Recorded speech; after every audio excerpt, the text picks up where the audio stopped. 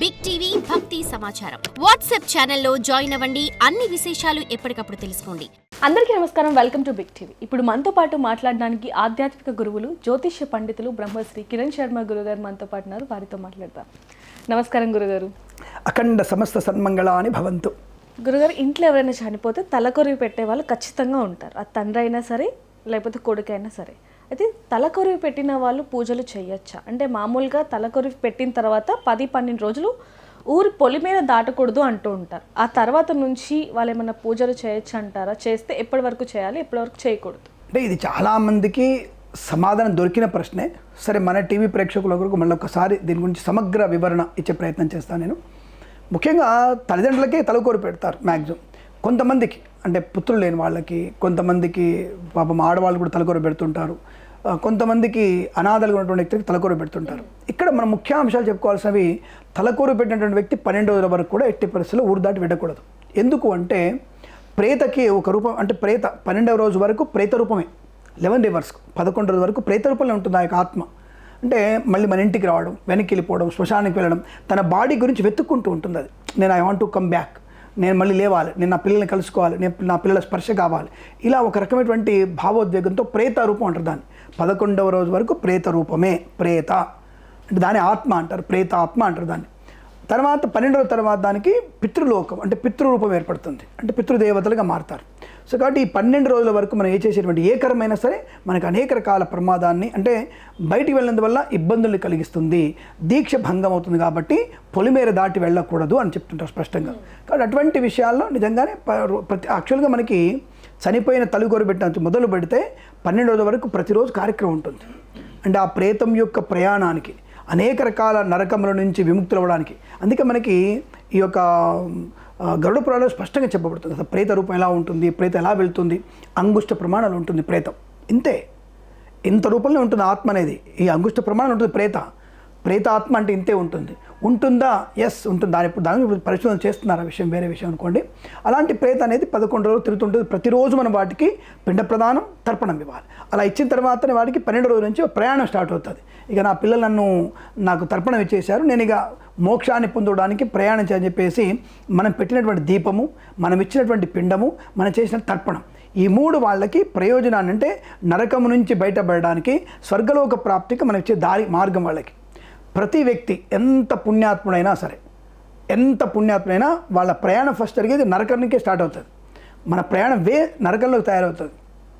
ఎలా చెప్పాలంటే, మీకు బాగా వర్షాలు వచ్చాయి, బ్రహ్మాండంగా వరదలు వచ్చాయి, మన ఇంటిని మొత్తం బురద ఉంది, నెక్స్ట్ దాటితే మనకు రోడ్డు ఉంటుంది, మన వీధి వాళ్ళందరూ అక్కడి నుంచి వెళ్ళాలి. ఫస్ట్ ఎక్కడ అడుగు పెట్టాలి వాళ్ళు? బురదలో. అదే అనమాట. సో మన జీవన ప్రమాణంలో ప్రతి మానవుడు ఎవరైనా సరే, జీవి అయినా సరే ఫస్ట్ వెళ్ళేది నరకంలోకి వెళ్ళాలి. నరకంలోంచి నరకదారికి ప్రయాణం ఫస్ట్. మనం చేసేటువంటి ప్లస్ మైనస్ పుణ్యపాప కర్మల నుంచి జంపింగ్, అక్కడి నుంచి ఎస్కేప్ అవుతూ ఉంటాం. ఎస్కేప్ అయ్యి అప్పుడు మనకి నరకద్వారానికి వెళ్ళినప్పుడు మన పుణ్యపాప కర్మల యొక్క ప్లస్ మైనస్ని బట్టి, వీడు ఇంత పాపం చేశాడు, నరకంలో పడేయండి, నరకాన్ని మొత్తం అనిపించిన తర్వాత ఆ పుణ్యం మిగిలింది స్వర్గంలో పంపించండి, ఇంకా పుణ్యం మిగిలింది మోక్షాన్ని ఇవ్వండి.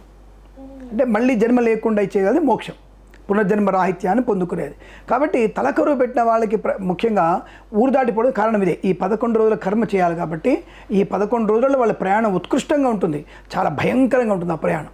కాబట్టి వాళ్ళ ప్రయాణ సాఫీగా సాగడానికి ఈ ప్రేతం అనేది ఇబ్బంది పడకుండా, ప్రేత కొట్టుకుంటూ ఉంటుంది, అటువంటి బాధలు లేకుండానికి నేను నీకు విధేయుడిగా నీకు తర్పణం ఇస్తున్నాను, నీతో మరణం అయిపోయింది. ఒక రకంగా వాసోస్థానం అంటారు, వాసోదకం అంటారు. అంటే వస్త్రం తడిసి ఆ తడిన నీళ్ళని శిల మీద పోస్తారు. ఆ శిల మీద పోవడం అర్థం ఏంటంటే నీకు నాకు రుణం తీరిపోతుంది అని చెప్పడం. రుణం అంటే ఈ యొక్క మానవుడు రుణం తీరిపోతుందని చెప్పడం. ఆ చెప్పి దాన్ని అతన్ని అంటే సంతోషంగా ప్రశాంతంగా పంపించడం. 12 రోజుల తర్వాత మనకి అతన్ని సంతోషంగా పితృకర్మలు చేస్తూ మోక్షాన్ని కలిగించాలి. అంటే నాన్న నీకు ఎక్కువగా మోక్షం, మళ్ళీ జన్మ రావద్దు, నీకు మోక్షమే నీకు ప్రాప్తించాలని చెప్పేసి శ్రద్ధగా చేయగలిగే శ్రాద్ధం.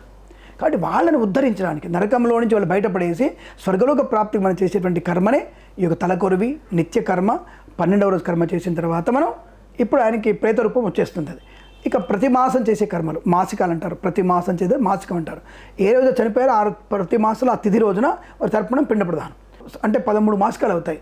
10 మాసాల తర్వాత మనకి స్వామివారి తల్లిదండ్రులకి సంవత్సరిక విమోకం అంటారు. సంవత్సర విమోకము అంటే అతనితో ఎటువంటి మనకి రుణానుబంధాలు లేవు. ఆత్మబంధం ఉంటుంది, దానివల్లనే పిండాల పితృదేవతలకి తర్పణం పెట్టాలి. కానీ రుణానుబంధాలు ఏమిటని చెప్పేసి వాడిని సాగనంపడే ప్రయత్నం చేస్తే ఇది సంవత్సర విమోకం తర్వాత మనకి నిత్యము మనము యాగాలు యజ్ఞాలు దేవతార్చన అంటే మన తీర్థయాత్రలు చేయడానికి కొండలు ఎక్కడానికి అటువంటివి పనికి సరిపోతుంది. ఈ సంవత్సరం వరకు వీరు తీర్థయాత్ర చేయకూడదు. ఎవరు చేయకూడదు?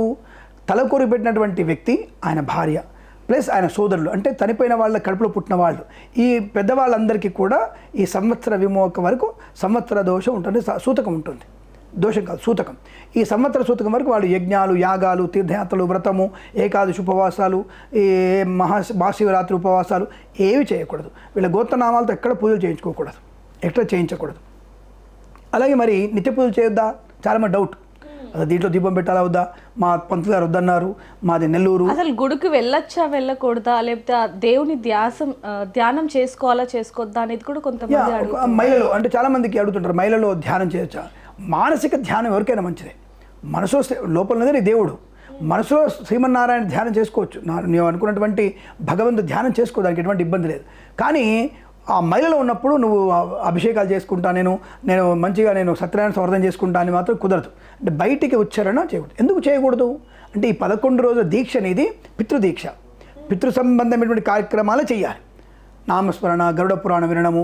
మహిళలో భగవన్నాథుడు లేదు. గరుడ పురాణం విష్ణు పురాణమేగా, గరుడ పురాణం కూడా ఒక రకంగా విష్ణు స్మరణే. గరుత్మంతుడు చెప్పింది అది, వైనతేయుడు చేసినటువంటి పారాయణమే గరుత్మంతుడు చెప్పింది. ఈ విషయాలు మనకి వేరే చెప్పలేదు, గరుత్మంతుడు చెప్పాడు స్పష్టంగా. ఆయన ఇవి చేస్తే ఈ పాపం వస్తుంది, ఈ పాపానికి పాపం ఉంటుంది, శాపం ఉంటుంది, జాగ్రత్త. బంగారం దొంగతనం చేస్తే కుష్టి వ్యాధి వస్తుంది, తర్వాత ఏంది ₹1 బిళ్ళ దొంగతనం చేస్తే నీకు ఈ వ్యాధి వస్తుంది, నరకంలో పడతావు, కత్తుతో పొడుస్తారు. ఇలా అనేక రకాలైనటువంటి శిక్షలకి గరుడ స్పష్టంగా చెప్పబడింది. కాబట్టి మహిళలో పితృధ్యానం తప్ప భగవద్ధ్యానం పనికిరాదు. పురాణ ఇతిహాసాలు ఒకటి చెప్తుంటే వినడమే, నువ్వు చదవకూడదు. ఎంత నువ్వు పండితుడైనా, నేను కిరణ్ శర్మని, నాకు పురాణం వచ్చు, నేను చదువుకుంటాను, పనికిరాదు. అవతల ఒక నీకంటే తక్కువైనటువంటి వేడైనా సరే అంటే చెప్తున్నటువంటి విషయాన్ని వినడం వరకే, భగవంతుని యొక్క స్మరణ చేసుకోవడం అంటే అవతల వాళ్ళు చెప్తే వినడం వరకే తప్ప మహిళలో నువ్వు గట్టిగా భగవన్నామస్మరణ చేయకూడదు. పితృనామస్మరణ మాత్రమే చేయాలి. పితృదీక్షలో ఉన్నావు నువ్వు, ఒక దీక్ష ఉన్నప్పుడు ఇంకో దీక్ష ఎలా చెప్తావు నువ్వు? ఆల్రెడీ ఒక ఉద్యోగం చెప్పారు, అదే ఉద్యోగంలో అదే కంపెనీలో 2వ ఉద్యోగం ఇస్తాడు లేదు, 2 ఇచ్చినాను చేయగలుగుతావా? కాబట్టి ఒక బాధ్యత స్వీకరించగలుగుతాం. ఒక దీక్షలో ఉన్నప్పుడు ఇంకో దీక్ష పనికిరాదు. కాబట్టి మహిళలో ఇంకో దీక్ష ఉండదు. కాబట్టి పితృనామాన్ని స్మరణ చేసుకోవాలి. అలాగే మనకి దీపం ఎప్పుడు పెట్టాలి? 12వ తర్వాత 13వ రోజు ఇంట్లో ఏదైనా ఉదకశాంతి చేసి ఉదకశాంతి చేస్తారు. 13వ రోజు నుంచి ఇంట్లో నిత్య దీప ధూప నైవేద్యాలు ఉండాలి. ఇంట్లో తప్పకుండా ఇల్లు శుభ్రం చేసుకోవాలి, దేవుడి గదిని కడగాలి, దేవుడి పటాలు కడగాలి, దేవుడి విగ్రహాలు కడుక్కోవాలి, రోజు కడగాలి, రోజు అభిషేకం చేయాలి, రోజు బొట్లు పెట్టాలి, రోజు నైవేద్యం పెట్టాలి, ధూపము దీపం ఇవ్వాల్సిందే. అదేమిటండి అంటే ఇప్పుడు మా ఇంటికి ఎవరైనా వచ్చారు, ఒక అతిథి వచ్చాడు, మీరు వచ్చారు, తాగడానికి మంచినీళ్ళు కాఫీ టీ ఇస్తాంగా. మరి మామూలు జనాలే వస్తే నువ్వు వచ్చినప్పుడు ఉత్కృష్టమైనటువంటి స్థానమైనటువంటి భగవంతుడు పిలిచి ఆయన మూల కూర్చోబెట్టేటాను, ఆయనకి తిండి పెట్టకపోతేట. కాబట్టి ఆయనకి తప్పకుండా మనం ఉపచారాలు చెప్పకుండా చేయాల్సిందే. షోడశోపచారాలు ఉంటాయి, అవి చేయాల్సిందే. సంవత్సరం వరకు మాత్రం మీరు ఎక్కడికి బయటికి వెళ్ళకూడదు. రెండవది మీరు అడిగారు ఏదైనా దేవాలయాలకు వెళ్ళవచ్చా? మన వీధిలో ఉన్నటువంటి దేవాలయం, మన ఊళ్ళో ఉన్న దేవాలయానికి వెళ్ళవచ్చు, దానికి ఎటువంటి ఇబ్బంది లేదు. మీకు ఎవరు వెళ్ళొద్దని చెప్పారు? మీకు షడ్గోపురం పెట్టుకోవచ్చా? హాయిగా పెట్టుకోవచ్చు. భగవంతుని ఆశీర్వాదం చెప్పదు ఓడొద్దంటాడు, షడ్గోపురం పెట్టుకోవచ్చు. తీర్థం తీసుకోవచ్చా? తీర్థము తీసుకోవచ్చు. పాదోదకం కదా, భగవంతుని కడిగిన పాదోదకం. ఇంట్లో దేవుడిని అభిషేకం చేసుకోమన్నా తీర్థం తీసుకోవట్లా? అది దేవాలయంలో దేవుడి తీర్థం. అది నీంట్లో ప్రసాదం పెడుతున్నావు, నైవేద్యం పెట్టట్లా, తినట్లా, నైవేద్యం పడేస్తున్నావా? మరి దేవుడి నైవేద్యమే, ఆ నైవేద్యం కూడా తినవచ్చు మనం. కాబట్టి ప్రసాదం తీసుకోవచ్చు, నువ్వు ఒక తీర్థం తీసుకోవచ్చు, షడ్గోపురం పెట్టుకోవచ్చు. దానికి ఎక్కడ కూడా ఎవరైనా ఇప్పుడు విన్న తర్వాత ఎవరైనా వచ్చేసిన ప్రశ్నకి ఎవరైనా పంతులు గారు వచ్చేసి తప్పు అని చెప్తే నేను శాస్త్రం చూపిస్తా, వాళ్ళకి శాస్త్రం చూపించమని చెప్పండి. కాబట్టి ఇవన్నీ కూడా పెద్ద నాకంటే పెద్ద వాళ్ళు గొప్ప వ్యక్తులు ఈ స్పష్టంగా చెప్పారు. కాబట్టి వాళ్ళ ద్వారా విన్నటువంటి విషయాన్ని మరొక మన ఛానల్ ద్వారా చెప్పే ప్రయత్నం చేస్తాను. కాబట్టి తప్పకుండా మీరు సంవత్సర విమోకం వరకు దేవాలయాలు, మన దగ్గర ఉన్న దేవాలయాలకు వెళ్ళవచ్చును, తీర్థప్రసాదం, ఇంట్లో దేవతార్చన, దీపము పెట్టుకోవచ్చును, ఎటువంటి ఇబ్బంది లేదు.